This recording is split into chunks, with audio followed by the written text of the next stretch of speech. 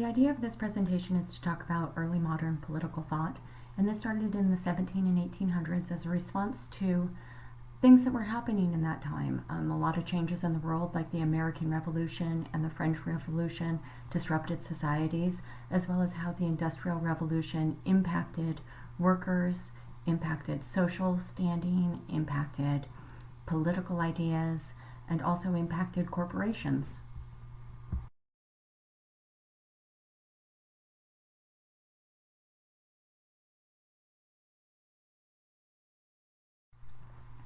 So the political thought that we see in the world today, there are two sides. There's conservatism and there's liberalism. Today, the conservatism is represented by the Republican political party. And what first happened is Edmond Burke was alive during the American and the French Revolutions, and he was an economist from England. And he was looking at things and he was trying to decide how should society function. And he decided that the best ways for societies to function is to change very, very slowly.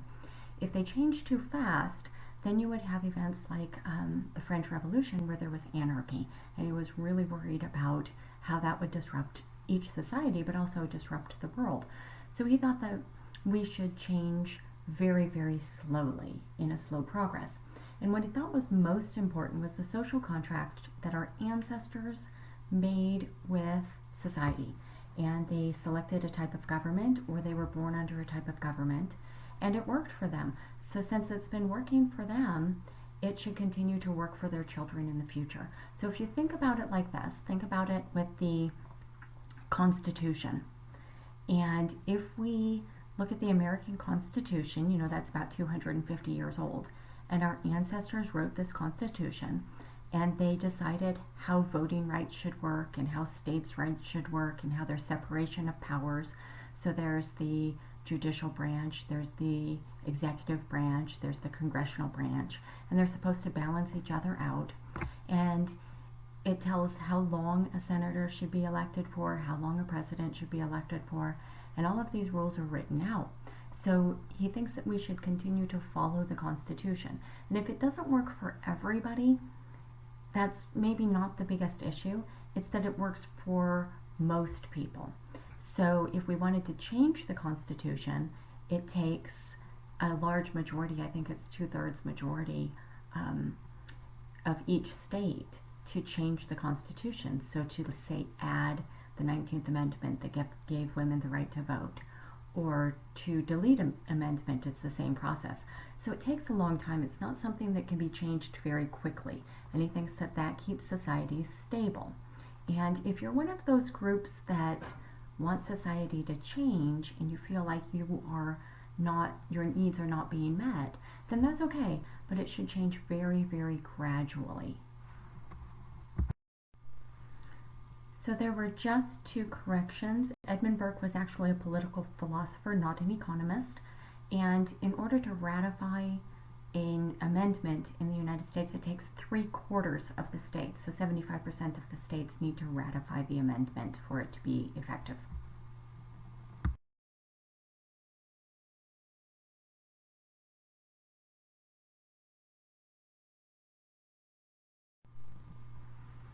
Liberalism is almost the exact opposite of conservatism, and it's demonstrated today by the Democratic Party. And what had happened is, as the Industrial Revolution progressed, there were such vast inequalities within societies, and people started looking and trying to determine, should we do anything about these inequalities or should we let them continue? And when it came to inequalities, it was things like income distribution, and it would also be, say, like workers' rights were some problems. So there's the article there about Betty Harris, and she was a coal drawer, so she worked in the coal mines. And the article talks about her life story and how difficult working in the coal mines was, and that she wasn't getting paid very much, and that she was working long hours, like 12-hour days, and was barely making enough to have a slice of bread with some butter at lunchtime. So the person owning the mine was probably making a significant amount of money, whereas she was not making as much money. And this was also during the time of child labor. So people were analyzing, should children be going to school or should children be going to work? Well, there was this person, his name is John Stuart Mill, and he started, he was actually an economist, and he started to think about like liberty and equality, and he thought that people should actually have protections, and he didn't think that like business owners or wealthy individuals were going to just freely give protections to poor people or to the workers. So he said he thought that the government should be required to give protections. And the only way that poor individuals could influence the government is if they had the right to vote. So he's not only just saying that property owners or men should have the right to vote, he thought that anybody should have the right to vote, including women. He also thought that the government should maybe intervene in some problems between corporations and workers. So it wasn't this time, but I mean, if you think about it today, it's like trying to raise the minimum wage. Should the government force companies to raise the minimum wage? Because evidently companies on their own aren't really willing to do that. But if people don't make enough money, then they can't afford their rent and they can't afford their schooling, they can't afford their childcare, they can't afford their food. So that's how that would play out today. Force corporations to treat workers in a more equitable manner. And another thing that he thought that the government should intervene with is social struggles. So allowing civil rights for, say, people to vote, or allowing women the right to vote. And of course, this didn't happen maybe back in his day, but today one of the civil rights struggles is the LGBTQ plus community. Should they have the right to adopt children? Should they have the right to marry? Should they have the right to be on their partner's insurance plan? All of those things are maybe some modern issues that would apply to the liberalism of the Democratic Party. Just for clarity, the liberalism ideas are not as afraid of disrupting societies. They actually think that it's important to disrupt societies to make more equality within society. So it might make some people angry, the people who have sort of had more status or more power within societies, if people with less status and less power end up gaining some power. But they actually don't think that's a bad thing. They think that it's necessary to allow everybody to be successful within a society.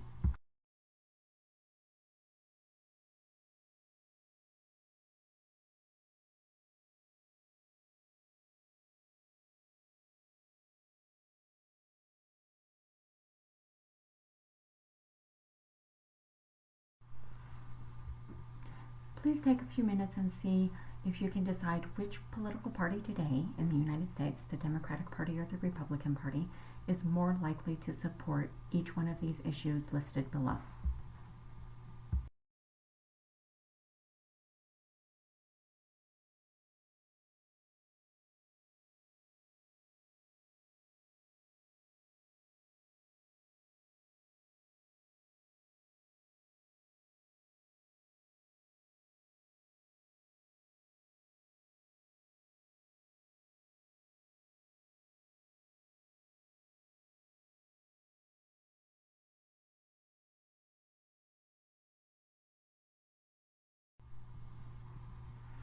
So the Equal Pay Act has actually never passed Congress and the Senate, but that is more likely to be supported by the Democratic Party because they're interested in trying to create equality throughout society. A free market economy means that you can charge whatever price you want for different services. So like say an iPhone, you could charge $2,000 for an iPhone if somebody would pay it. And then you would also pay your workers whatever workers would work for. So if a worker will work for $5 an hour, you could pay the worker $5 an hour, but charge a $2,000 for an iPhone. And in general, the Republican Party is more interested in supporting that. LGBTQ plus rights and freedoms, because it would give equality to this minority group, the Democratic Party would be more interested in supporting that. Tax breaks for large corporations, the Republican Party in general is more interested in supporting this, and the philosophy behind it is that if large corporations get tax breaks and they're earning more money, they are going to reinvest that money back into the economy. They're going to create additional businesses, or they're going to open up additional stores. So, maybe like KFC is going to open up, 17 new stores within Northern California if they have tax breaks. And as a result, that means the workers would then have jobs available to them. So the Republican Party wants to create jobs for workers through tax breaks of large corporations. The inheritance tax, that's also known as the death tax. What's really interesting about this tax is almost everybody's against it. But in general, the Democratic Party would support it. And we think that it's, like our mom and dad who might have, $50,000 or $100,000 or something like that, that if they pass away, then if I inherit the money, then I would get taxed on that. But it doesn't work that way. I think right now the death tax is approximately $5 million or more. So if your estate is worth $5 million, then it would be taxed. This was changed under President Trump, so your estate has to be massive to be taxed at all. But the Democratic Party would like to collect taxes on large estates and then redistribute it to the economy in some different way. And then a national religion, in general, the Republican Party would be more interested in supporting that, because if you have a religion that goes a little bit hand in hand with the government, then it means that the government will definitely change very slowly and society will change very slowly. Whereas if you have a tremendous amount of diverse religions, then there's conflict within society, and one group of people might gain a little bit more power than, say, the society is ready for. And in general, in the United States, the Republican Party would support a Christian religion as the national religion.